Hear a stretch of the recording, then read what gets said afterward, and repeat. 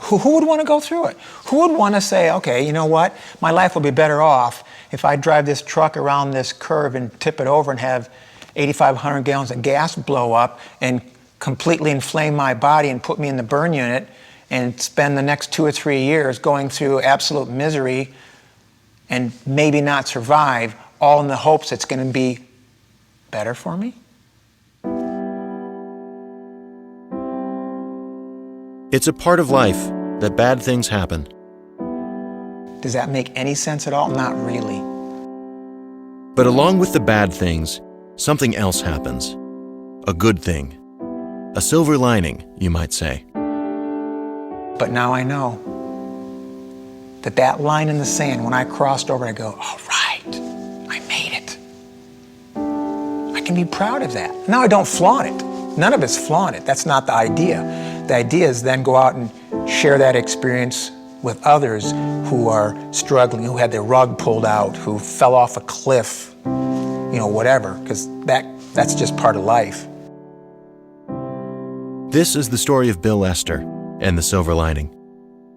Bill was driving a tanker truck filled with 8,500 gallons of gasoline when it tipped over and exploded. The ball of fire could be seen for miles. Didn't take too long, a fraction of a second, spark, boom, and just completely engulfed my truck cab in flames, just like I jumped inside a blast furnace. And I realized that this is gonna be a tough one. I figured life was over, no doubt about it. And I think in fact I know I said, see you, Nance. My wife's name is Nancy. See you, Nance. Figured it was over. But somehow, Bill Ester did not die. I could feel the heat. I could tell that I'd probably been burnt pretty bad. But as I was still conscious, still able to function, began to run back up the road.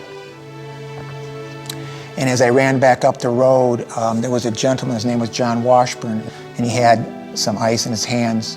And John gave me that ice because he could tell that my hands were the worst burnt, which they were.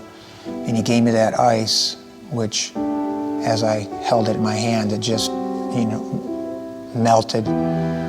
But John helped save my palms.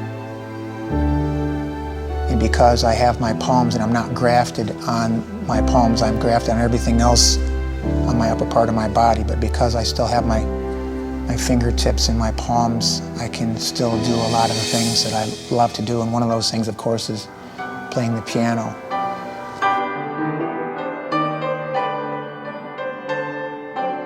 Today, he plays the piano. He plays the piano even though his hands were so badly burned that his right hand alone required 6 surgeries. It was 2 years for me, 2 years, not in the hospital the entire time, but I went to therapy 5 hours a day, 5 days a week for over 2 years just to be able to do this again.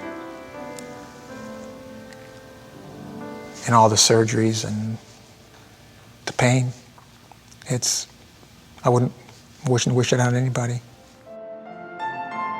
Now, most people will never have to live through an experience like this. But if you did, what kind of insurance would you wish you had? The kind of business insurance Bill's company had. West Bend. And I'll have people come that are 6 months since their accident, and I can say, yes, the pain goes away. And I can also say to them, you know what? This was the best thing that ever happened to me. I wouldn't wish it on my worst enemy, but now that we're all in here and we've all survived, we can be proud of our scars.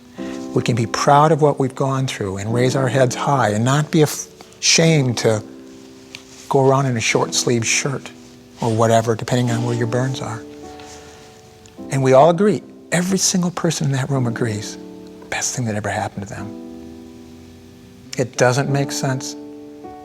I would go through it again. I don't want to go through it again. My life is better for it. That's the thing about the silver lining. And that's the thing about people. The worst brings out our best. The worst brings out your best.